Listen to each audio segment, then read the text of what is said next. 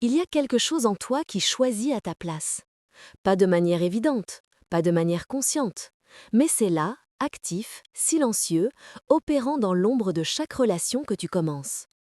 Tu le sens parfois, cette impression étrange que tu rejoues la même scène encore et encore avec des acteurs différents, que tu te retrouves toujours dans la même position émotionnelle, celle qui donne trop, celle qui s'explique, celle qui anticipe, celle qui compense. Et tu te demandes, mais pourquoi je fais ça? Pourquoi est-ce que tu t'effaces instinctivement devant l'autre? Pourquoi est-ce que tu transformes chaque connexion en projet de sauvetage? Pourquoi est-ce que tu te sens attiré par des personnes qui te font revivre exactement ce que tu voulais éviter? Ce n'est pas un hasard. Ce n'est pas un défaut de caractère. C'est une micro-sabotage émotionnel, un geste automatique si ancien qu'il est devenu invisible. C'est une blessure qui s'est transformée en mécanisme de survie, en filtre perceptif, en mode d'attachement. Elle décide qui tu laisses entrer. Elle dicte comment tu te présentes. Elle choisit ce que tu caches, ce que tu révèles, ce que tu tolères. Elle te fait croire que certaines formes d'amour sont normales alors qu'elles sont simplement familières.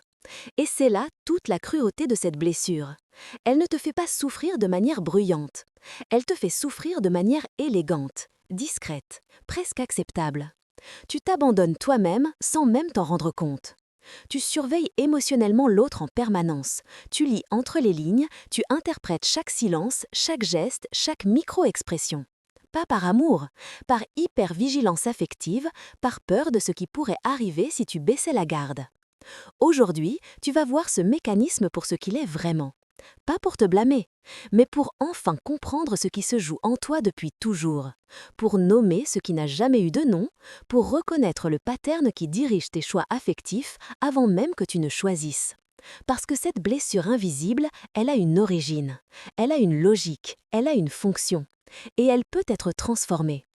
Alors reste avec moi, regarde vraiment, et prépare-toi à voir ce que tu as toujours senti, mais jamais osé regarder en face. Voici ce que personne ne te dit sur les blessures émotionnelles. Elles ne guérissent pas avec le temps. Elles s'adaptent. Elles deviennent intelligentes. Elles apprennent à se camoufler. Elles se fondent dans ta personnalité jusqu'à ce que tu ne saches plus où finit la blessure et où commence ton identité réelle. Et c'est exactement pour ça que tu répètes. Pas parce que tu es masochiste, pas parce que tu manques de lucidité, mais parce que ton cerveau affectif fonctionne sur un principe très simple. Il préfère la familiarité à la sécurité. Laisse-moi reformuler ça autrement. Ton système nerveux n'est pas programmé pour chercher ce qui est bon pour toi. Il est programmé pour chercher ce qui est reconnaissable, ce qui résonne avec ce que tu as déjà vécu, ce qui active les mêmes circuits neuronaux que ton enfance a câblés. C'est ce qu'on appelle la syntonie traumatique. Tu te connectes émotionnellement avec des personnes qui évoquent, même subtilement, la dynamique originelle de ta blessure. Pas parce qu'elles sont mauvaises, mais parce qu'elles portent un écho, une vibration, une signature émotionnelle que ton inconscient reconnaît instantanément. Et cette reconnaissance te donne l'illusion d'une connexion profonde. Tu appelles ça chimie. Ton corps appelle ça danger familier. C'est pour ça que tu peux rencontrer quelqu'un de stable, attentionné, présent et ne rien sentir. Parce que cette personne n'active pas ton système d'alerte interne. Elle ne résonne pas avec ta blessure. Elle ne te donne pas l'opportunité inconsciente de réparer ce qui n'a jamais été réparé. Alors tu passes à côté. Et tu retournes vers ceux qui te font ressentir quelque chose d'intense, quelque chose d'électrique, quelque chose qui ressemble étrangement à de l'amour, mais qui est en réalité une activation traumatique déguisée en désir. Voilà le mécanisme secret. Tu ne choisis pas les mêmes personnes, tu choisis la même sensation. La même tension émotionnelle, le même déséquilibre, le même vide que tu essaies inconsciemment de combler. Et chaque fois que tu entres dans une nouvelle relation avec cette dynamique, tu te dis « cette fois, ce sera différent ». Mais ça ne l'est jamais vraiment. Parce que tant que la blessure reste invisible, elle continue de choisir pour toi. Elle continue de t'attirer vers ce qu'elle connaît, vers ce qu'elle sait gérer, vers ce qu'elle peut contrôler. Même si ça te détruit à petit feu. C'est ça la répétition. Ce n'est pas un échec, c'est une tentative désespérée de ton inconscient de résoudre une équation émotionnelle qui n'a jamais été complétée. Et maintenant que tu vois le mécanisme, tu peux commencer à le désamorcer. Cette blessure, elle ne s'est pas formée dans un moment dramatique. Elle s'est formée dans le silence, dans les petits renoncements, dans les adaptations invisibles que tu as faites pour rester aimé. Elle est née quelque part entre 7 et 15 ans, cette période où tu apprenais à décoder le monde émotionnel autour de toi, où tu essayais de comprendre ce qu'il fallait être pour mériter de la place, de l'attention, de la sécurité. Et tu l'as appris. Peut-être que tu as appris qu'il fallait être mature trop tôt, raisonnable, compréhensive, celle qui ne demande pas trop, celle qui gère, celle qui ne pleure pas devant les autres. Peut-être que tu as appris que tes besoins étaient un poids, que ton intensité émotionnelle dérangeait, que tu devais te faire petite pour ne pas prendre trop d'espace. Peut-être que tu as appris que l'amour était conditionnel, qu'il fallait performer, réussir, être utile, être parfaite pour le mériter. Ou peut-être que tu as simplement grandi dans un environnement où personne ne t'a jamais vraiment vu, où on t'aimait mais sans te connaître, où tu étais présente mais jamais prioritaire. Et tu as développé ce qu'on pourrait appeler une identité émotionnelle héritée. C'est-à-dire, tu as adopté un rôle, un comportement, une façon d'être qui garantissait ton appartenance au système familial, même si ce rôle t'étouffait, même si ce comportement te coupait de toi-même. Tu es devenue celle qui prend soin, celle qui comprend, celle qui s'adapte, celle qui ne fait pas de vagues. Pas parce que c'était dans ta nature, mais parce que c'était le prix à payer pour rester connecté. Et cette adaptation, aussi subtile soit-elle, a créé une fracture interne. Une fracture entre ce que tu ressentais vraiment et ce que tu t'autorisais à exprimer. Entre tes besoins réels et les besoins que tu avais le droit d'avoir. Entre ton moi authentique et ton moi acceptable. C'est dans cette fracture que la blessure s'est installée. Elle t'a appris à te méfier de ton propre ressenti, à questionner ta légitimité, à te demander constamment si tu n'exagères pas, si tu n'en demandes pas trop, si tu n'es pas trop intense, trop sensible, trop compliqué.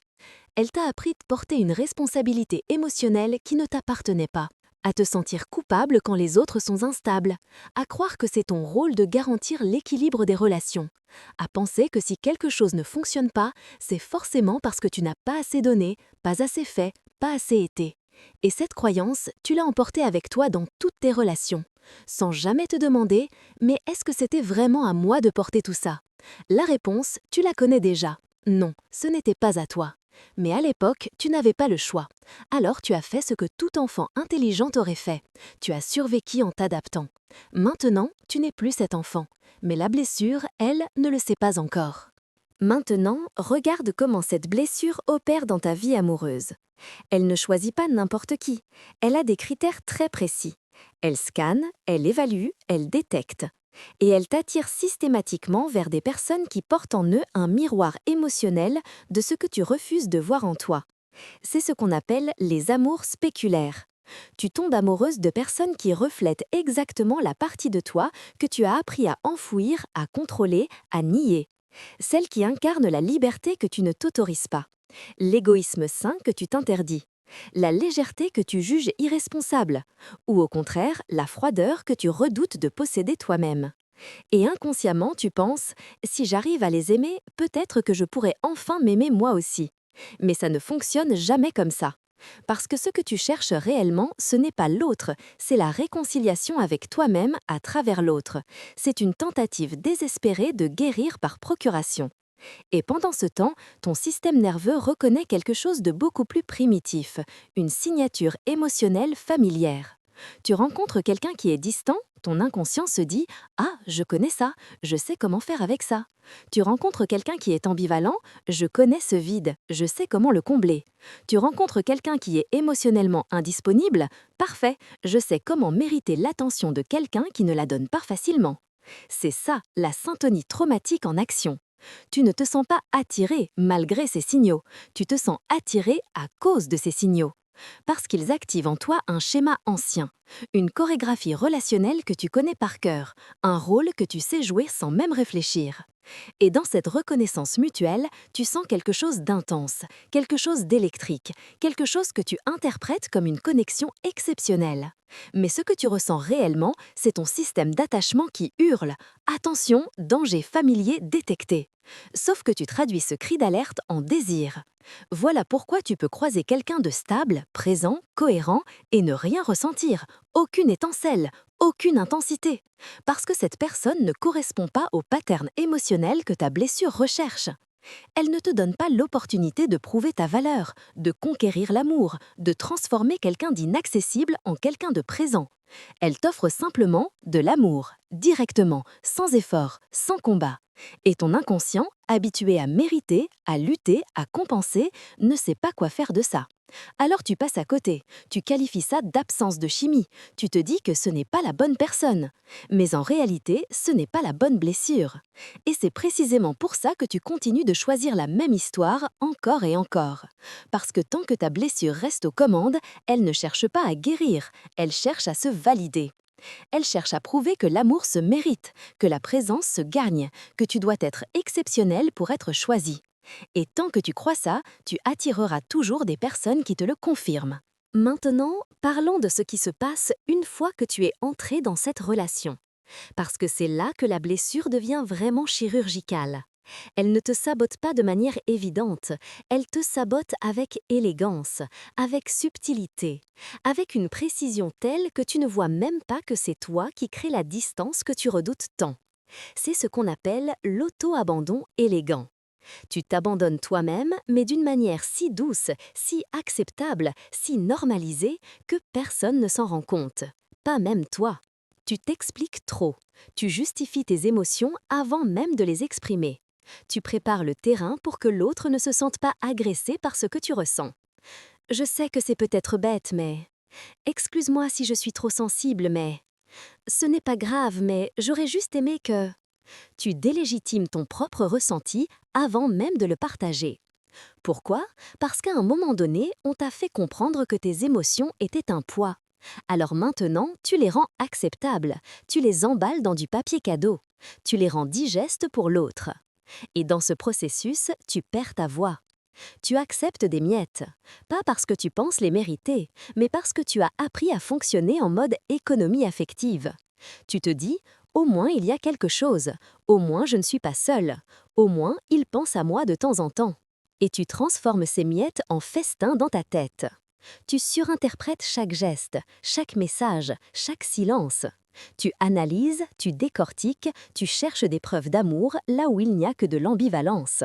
C'est l'hypervigilance affective en action. Tu es constamment en train de scanner l'autre, de lire entre les lignes, de détecter les micro-changements dans son comportement. Pas par amour, par survie émotionnelle. Parce que si tu arrives à prévoir ce qui va se passer, si tu arrives à anticiper la déception, si tu arrives à ajuster ton comportement à temps, peut-être que tu pourras éviter l'abandon. Sauf que cette vigilance constante t'épuise. Elle transforme l'amour en mission de surveillance. Elle fait de chaque interaction un test que tu dois réussir. Et plus tu surveilles, plus tu interprètes. Plus tu interprètes, plus tu crées des scénarios catastrophiques dans ta tête. Plus tu crées des scénarios, plus tu agis en fonction de ces scénarios et non en fonction de la réalité. Tu anticipes la rejet avant même qu'il n'arrive. Tu te retires émotionnellement pour ne pas être celle qui est rejetée. Tu crées de la distance pour tester si l'autre va venir vers toi. Tu provoques inconsciemment des situations qui confirment ta peur la plus profonde. Tu vois, je savais que ça allait finir comme ça. Et le pire, c'est que tu fais tout ça en pensant que tu protèges la relation. Tu essaies de sauver l'autre, de le comprendre, de lui donner toutes les excuses possibles. Il est juste stressé, il traverse une période difficile, il a peur de l'intimité, il a été blessé avant moi. Tu deviens sa thérapeute, sa mère émotionnelle, sa sauveuse. Parce que quelque part, tu crois encore que si tu donnes assez, si tu comprends assez, si tu es assez patiente, il finira par te voir, par te choisir, par rester.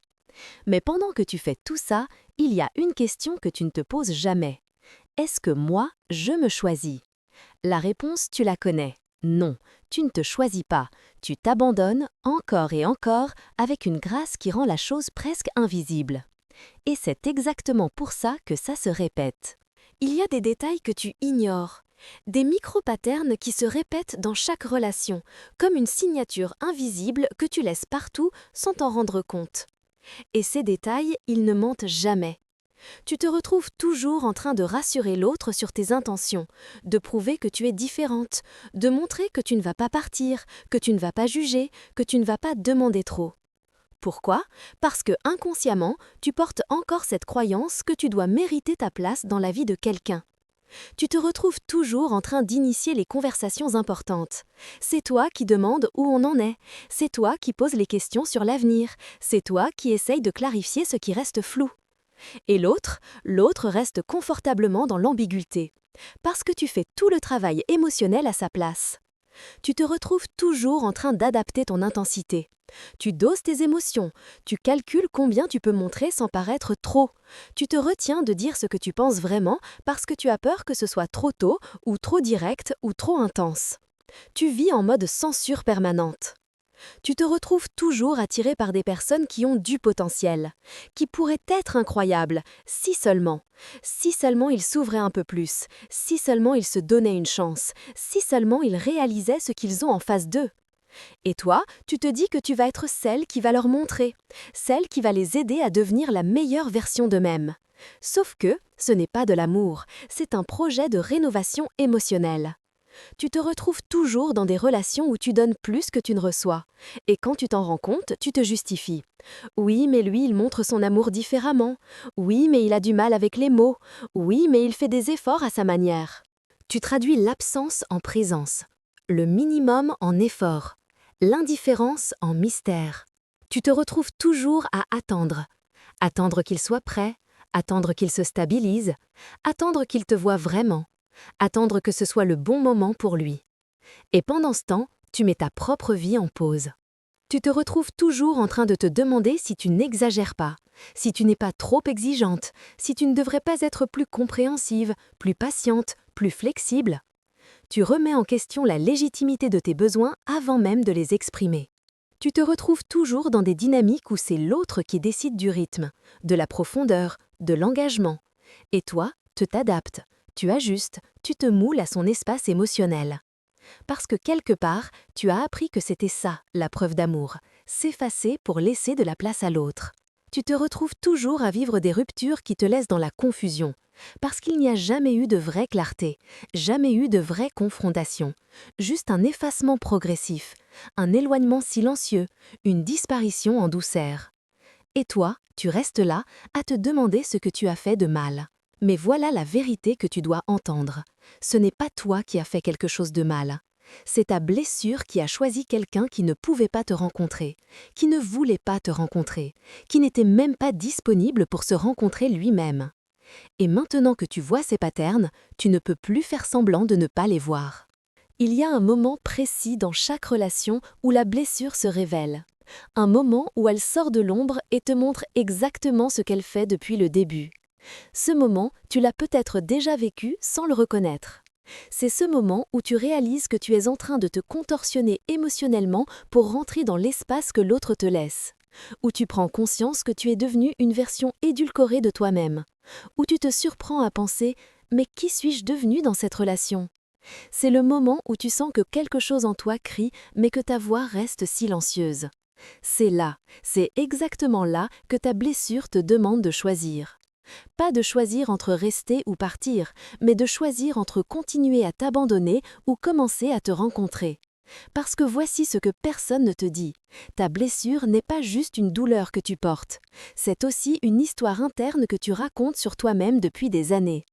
Une histoire invisible que tu as écrite bien avant de rencontrer cette personne, bien avant d'entrer dans cette relation. C'est un scénario psychologique qui commence toujours de la même manière. Je ne suis pas assez.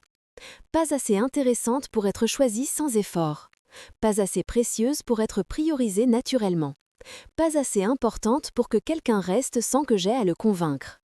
Et cette histoire interne, tu la projettes sur chaque relation. Tu arrives avec ce script déjà écrit. Et inconsciemment, tu cherches des acteurs qui vont le jouer avec toi. Des personnes qui vont confirmer ce que tu crois déjà sur toi-même. Pas parce qu'elles sont méchantes, mais parce qu'elles correspondent au rôle que ton inconscient a distribué. Et voilà pourquoi les mêmes scènes se répètent. Parce que tant que tu gardes le même script, tu attireras toujours les mêmes acteurs. Mais il y a quelque chose de puissant dans ce moment de révélation. Parce que c'est aussi le moment où tu peux réécrire l'histoire. Pas en changeant l'autre, pas en trouvant quelqu'un de mieux, mais en changeant le récit que tu portes sur toi-même. En arrêtant de croire que l'amour se mérite, que la présence se gagne, que tu dois être exceptionnel pour être digne d'attention. En commençant à comprendre que si tu attires constamment des personnes émotionnellement indisponibles, ce n'est pas parce que tu n'es pas assez, c'est parce que toi-même, tu n'es pas encore complètement disponible pour toi. Tu es encore en train de chercher à l'extérieur ce que tu refuses de te donner à l'intérieur. Tu cherches la validation, la reconnaissance, la preuve que tu comptes. Mais cette preuve, personne ne peut te la donner de manière satisfaisante tant que tu ne te la donnes pas d'abord à toi-même. Et c'est ça le véritable point de rupture. Ce n'est pas la fin d'une relation, c'est la fin d'une croyance. La fin de l'idée que tu dois compenser pour exister, que tu dois être parfaite pour être aimée, que tu dois porter la responsabilité émotionnelle des autres pour avoir de la valeur. C'est le moment où tu arrêtes de demander «Pourquoi est-ce qu'il ne me choisit pas?» et où tu commences à te demander «Pourquoi est-ce que moi, je le choisis encore?» Et dans cette question, il y a toute ta liberté. Voici ce que tu dois comprendre maintenant, et c'est peut-être la chose la plus importante que tu entendras aujourd'hui. Ce n'est pas un problème d'amour, ce n'est pas un problème de chance, ce n'est pas un problème de timing. C'est un problème de reconnaissance. Tu ne reconnais pas encore ta propre valeur. Pas de manière intellectuelle, tu sais que tu as de la valeur, mais de manière viscérale, cellulaire, instinctive. Tu ne l'as pas encore intégrée dans ton système nerveux. Et tant que ce sera le cas, tu continueras à chercher des preuves externes de cette valeur. Tu continueras à te tourner vers des personnes qui te feront douter, qui te feront questionner, qui te feront travailler pour leur attention. Parce que quelque part, tu crois encore que l'amour facile n'a pas de valeur, que ce qui ne se mérite pas ne vaut pas la peine, que la souffrance est le prix à payer pour la profondeur. Mais c'est faux. La souffrance n'est pas une preuve d'amour, c'est une preuve que quelque chose est déséquilibré, que quelqu'un n'est pas présent, que la réciprocité n'existe pas. Et ce déséquilibre, tu l'as normalisé. Tu l'as appelé passion, tu l'as appelé intensité, tu l'as appelé complexité. Mais en réalité, c'était juste ton système nerveux qui criait que quelque chose n'allait pas. Alors maintenant, écoute bien. Ce pattern émotionnel que tu répètes depuis des années, ce n'est pas une fatalité, ce n'est pas ton identité, ce n'est pas qui tu es. C'est juste une équation inachevée de ton enfance qui demande à être complétée. C'est une blessure qui cherche désespérément une résolution. Et elle croit que cette résolution viendra de l'extérieur. Que si tu arrives enfin à faire rester quelqu'un d'émotionnellement distant, tu auras prouvé que tu es digne d'amour. Mais ça ne fonctionne pas comme ça. Parce que même si tu y arrives, même si tu conquiers cette personne indisponible, même si tu la transformes, même si elle finit par te choisir, tu ne te sentiras pas comblé. Tu te sentiras épuisé, vidé et toujours en alerte. Parce que tu auras passé tellement d'énergie à prouver ta valeur que tu n'auras jamais eu l'espace pour simplement exister dans ton authenticité. Voilà ce que tu dois voir, tu n'as rien à prouver. Tu n'as pas à être exceptionnel pour mériter de l'attention. Tu n'as pas à être parfaite pour mériter de la présence. Tu n'as pas à te contorsionner pour mériter de l'amour. L'amour, le vrai, ne demande pas de performance. Il demande de la vérité, de la vulnérabilité, de l'authenticité. Et si tu te présentes avec ton intensité, tes besoins, tes limites, ton humanité, et que quelqu'un recule, ce n'est pas parce que tu es trop, c'est parce que cette personne n'est pas la tienne. Et c'est une information précieuse, pas une punition. Ce que tu dois voir maintenant, c'est que cette blessure t'a protégé pendant longtemps. Elle t'a aidé à survivre dans un environnement où tu ne te sentais pas en sécurité émotionnelle. Mais elle n'est plus adaptée à qui tu deviens. Elle te maintient dans des relations qui ne te nourrissent pas. Elle t'empêche de recevoir ce qui est sain, stable, réciproque. Elle te fait croire que l'amour doit toujours être une bataille. Mais tu n'es plus cette petite fille qui devait se battre pour exister. Tu es une femme qui a le droit de choisir, de poser des limites, de partir, de rester uniquement si elle est rencontrée, pas tolérée. Et c'est cette femme-là que tu dois commencer à écouter. Alors comment tu reviens à toi? Comment tu sors de ce cycle sans te pendre encore plus? La réponse n'est pas dans une liste de conseils, elle est dans une reconstruction interne, une réécriture de ton rapport à toi-même, à tes limites, à ta présence. Et ça commence par un geste très simple mais terriblement difficile. Arrêter de te surveiller à travers le regard de l'autre. Parce que tant que tu vis en te demandant « est-ce qu'il me voit? Est-ce qu'il me choisit? Est-ce que je suis assez pour lui ?» tu es en train de t'abandonner en temps réel. Tu délègues ton sens de valeur à quelqu'un d'autre, tu places ta stabilité émotionnelle entre les mains de quelqu'un qui ne l'a jamais demandé. Et tu te perds. Alors la première chose à faire, c'est de rapatrier ton attention vers toi. Pas de manière narcissique, pas en te coupant des autres, mais en te demandant, à chaque moment de doute, qu'est-ce que je ressens vraiment, là, maintenant? Pas ce que je devrais ressentir, pas ce qui serait raisonnable, mais ce que je ressens. Et ensuite, est-ce que je m'honore dans ce que je vis en ce moment? Si la réponse est non, tu as une décision à prendre. Pas forcément une décision radicale, mais une micro-décision, un tout petit geste de loyauté envers toi-même. Peut-être que c'est dire la vérité au lieu de la diluer. Peut-être que c'est refuser une situation qui te diminue. Peut-être que c'est simplement ne pas répondre immédiatement à quelqu'un qui te laisse toujours en attente. Ces micro-gestes, ils recablent ton système nerveux. Ils lui apprennent que tu es digne de soi, que tes limites comptent, que ta voix a le droit d'exister sans permission. Et plus tu pratiques ça, plus tu te réappropries ton espace émotionnel. Ensuite, il y a quelque chose d'essentiel que tu dois faire, arrêter de traduire l'absence en présence. Arrêter de chercher des preuves d'amour dans des comportements minimaux. Arrêter de transformer le silence en mystère. Arrêter de justifier l'indisponibilité de l'autre par des excuses que tu inventes pour lui. Commence à voir les choses pour ce qu'elles sont, pas pour ce qu'elles pourraient être, pas pour ce qu'elles devraient être, mais pour ce qu'elles sont, maintenant, concrètement. Si quelqu'un est absent, il est absent. Point. Si quelqu'un est ambigu, il est ambigu. Point. Si quelqu'un ne te donne pas ce dont tu as besoin après que tu l'aies clairement exprimé, il ne te le donnera pas. Point. Et tu as le droit de partir, pas en le punissant, pas en le jugeant, mais simplement parce que ce n'est pas ce que tu cherches. Parce que tu sais maintenant que tu mérites quelqu'un qui ne te fait pas douter, quelqu'un qui te rencontre sans que tu aies à combler la distance, quelqu'un qui voit ta valeur sans que tu aies à la prouver. Mais pour attirer ce genre de personne, tu dois d'abord devenir cette personne pour toi-même. Tu dois apprendre à te rencontrer, à te prioriser, à t'écouter sans filtre, à te croire quand tu dis que quelque chose ne va pas. Tu dois arrêter de te trahir pour préserver une connexion. Parce que chaque fois que tu fais ça, tu envoies un message à ton inconscient. Ma tranquillité émotionnelle vaut moins que la présence de quelqu'un d'autre. Et ton inconscient, il te croit, et il continue de te mener vers des personnes qui confirment ce message. Alors inverse la dynamique. Commence à te choisir dans les petits moments, dans les doutes, dans les silences, dans les ambiguïtés. Commence à te demander, est-ce que cette relation m'ajoute de la paix ou me retire de l'énergie?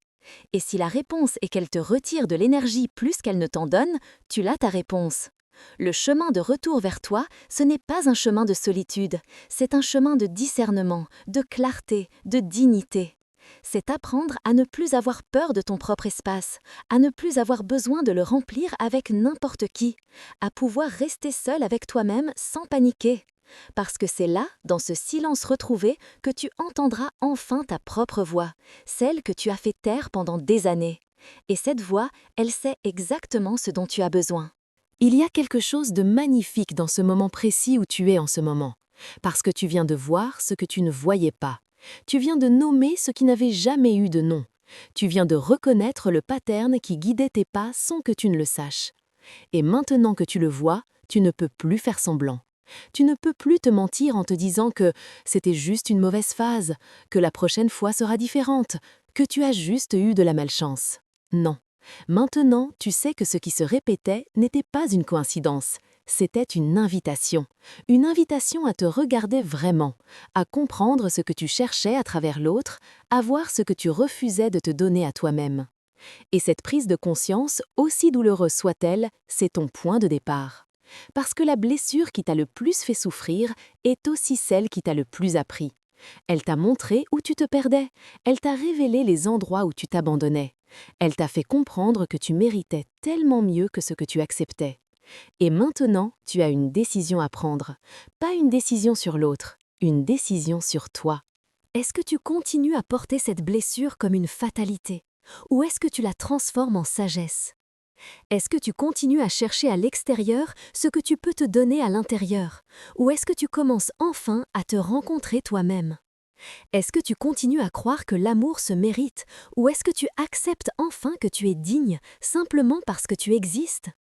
Ce n'est pas une question rhétorique, c'est une question que tu dois te poser tous les jours, dans chaque doute, dans chaque relation, dans chaque moment où tu sens que tu es en train de te trahir pour garder quelqu'un. Et chaque fois que tu choisis de te respecter, tu recables ton système nerveux, tu réécris ton histoire interne, tu brises le cycle. Parce que la vérité, c'est que tu n'as jamais eu besoin de quelqu'un pour te compléter.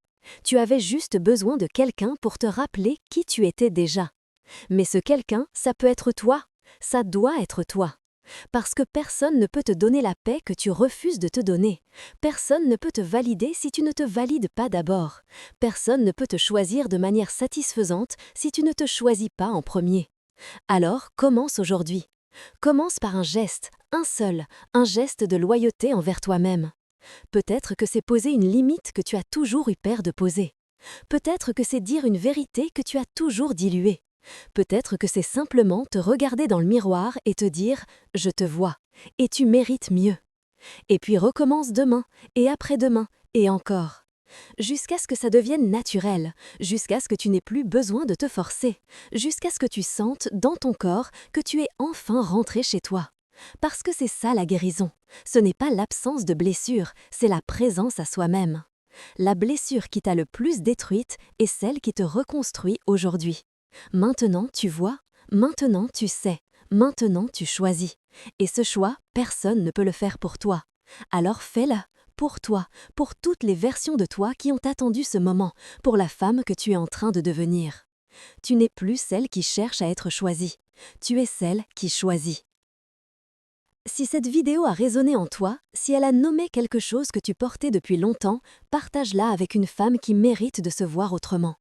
Parce que parfois, tout ce dont on a besoin, c'est d'un miroir. Et cette vidéo, elle peut être ce miroir pour quelqu'un d'autre.